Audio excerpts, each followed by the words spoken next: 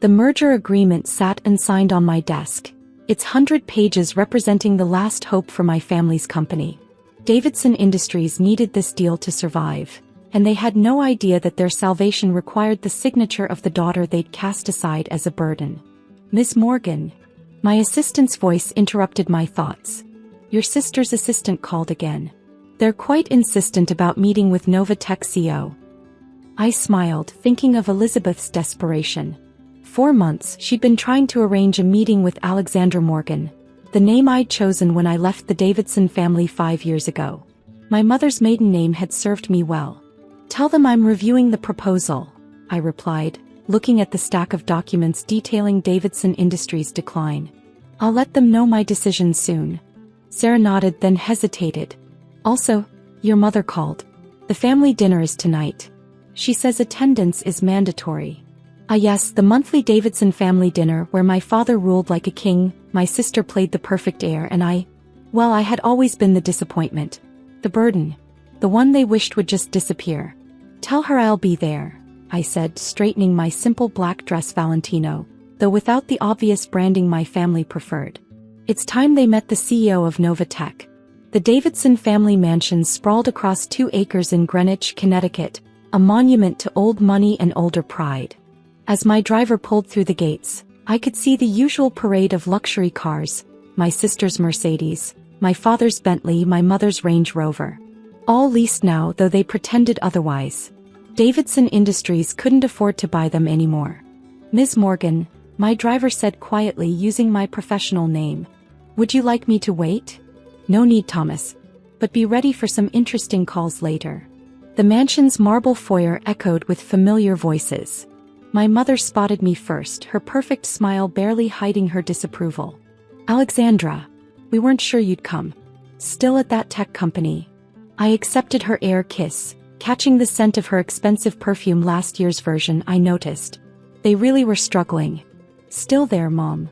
"Well," she sighed, adjusting her pearls, "at least you have a job.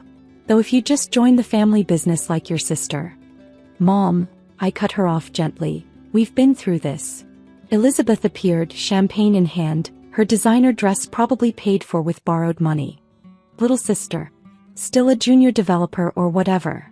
I accepted the glass she offered. "Something like that. How's Davidson Industries?" Her smile tightened slightly. "Expanding. Going through some exciting changes." Exciting changes. A polite way of saying they were 3 months from bankruptcy unless the Novatech merger went through. "You know," she leaned in, her voice dropping to a whisper, "if you'd stop being so stubborn, Dad might still give you a position. Junior vice president, maybe. Better than coding in some basement." I sipped my champagne, thinking of my corner office 60 floors above Manhattan. "I'm happy where I am." "Happy isn't successful," my father's voice boomed behind me. "Though I suppose small tech companies have their place." I turned to face him. William Davidson III looked older than I remembered, his hair grayer, his shoulders slightly stooped under the weight of his failing company. "Hi, Dad." He nodded curtly. "You could have worn something more appropriate. This is a family dinner, not a coffee shop." I glanced down at my simple dress that cost more than his monthly lease payments. "This is more my style." "Yes," he sighed heavily.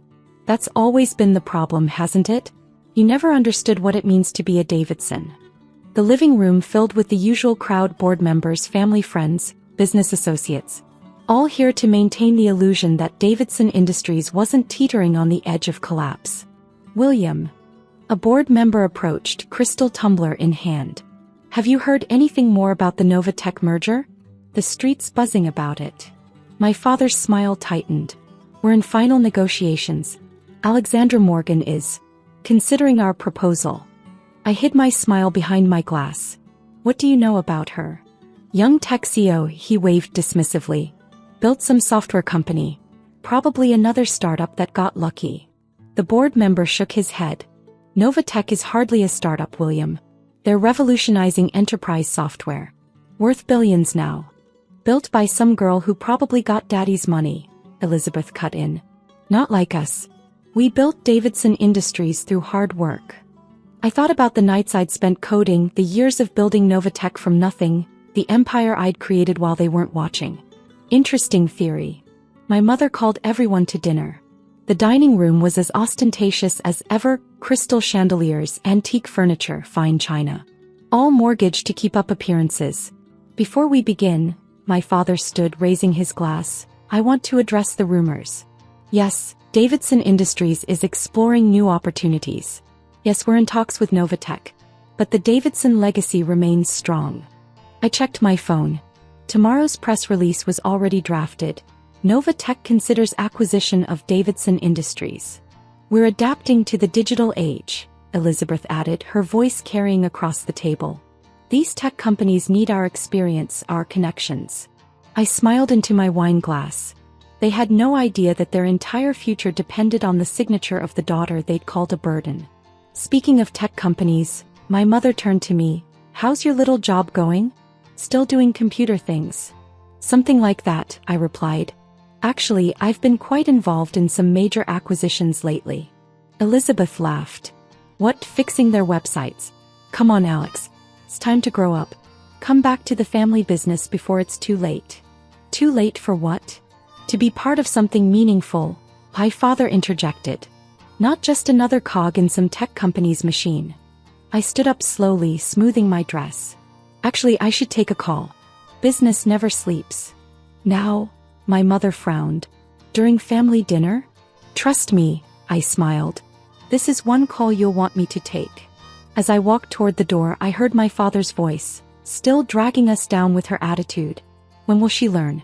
You can't succeed by running away from your responsibilities. I paused, turning back. Want to test that theory, Dad? The confusion on his face was just the beginning. The real show was about to start. I stood in the mansion's wood-paneled study, watching the seconds tick down on my phone. Right on schedule, the embargoed press release went live.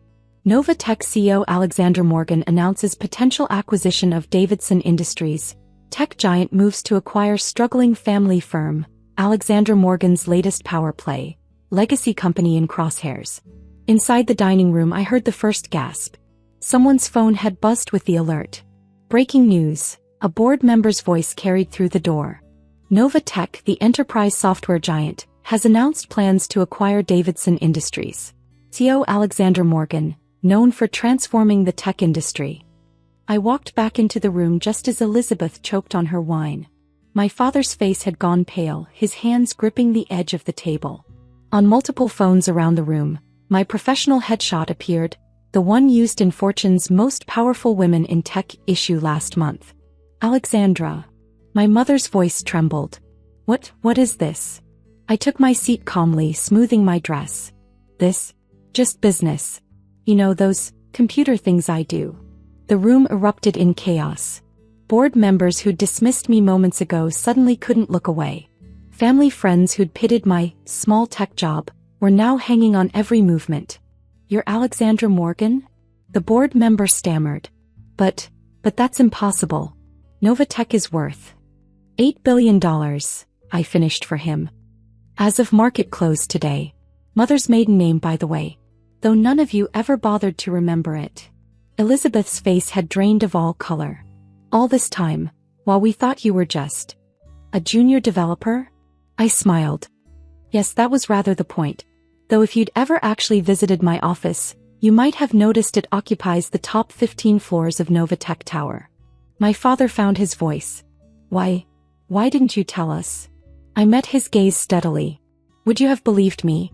When have you ever seen me as anything but a burden to the family name?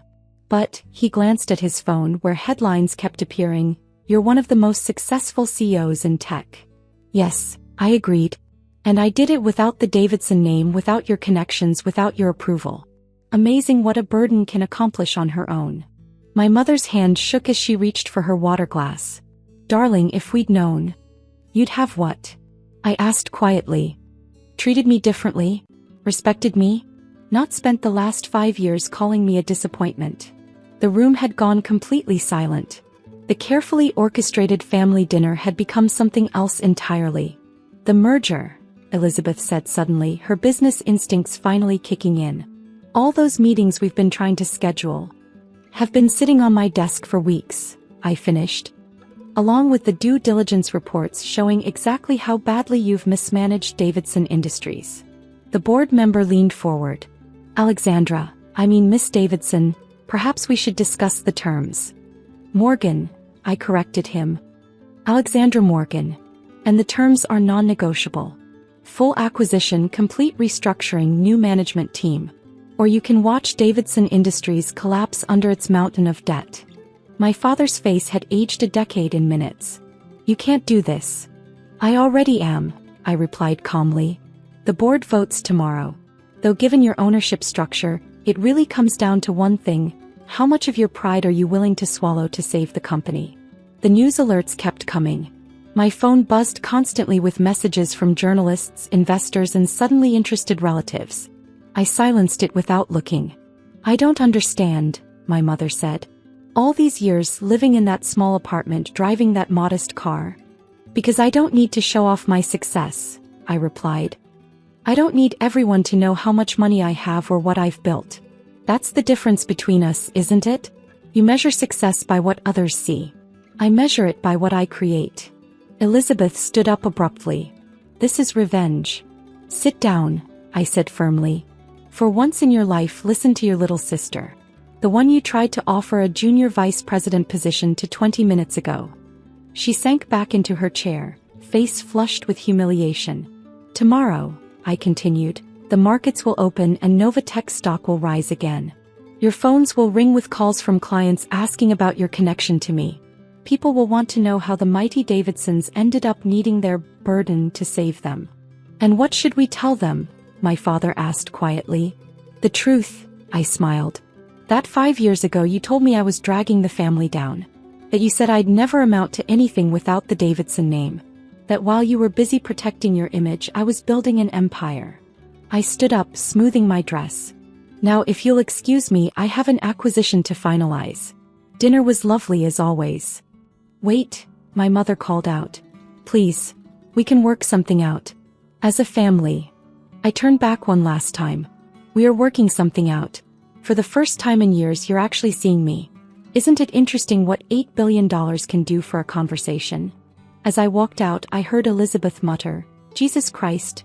My little sister is Alexandra Morgan. My driver was waiting outside, a knowing smile on his face. To the office, Ms. Morgan? Yes. I checked my phone, seeing 57 missed calls from family members.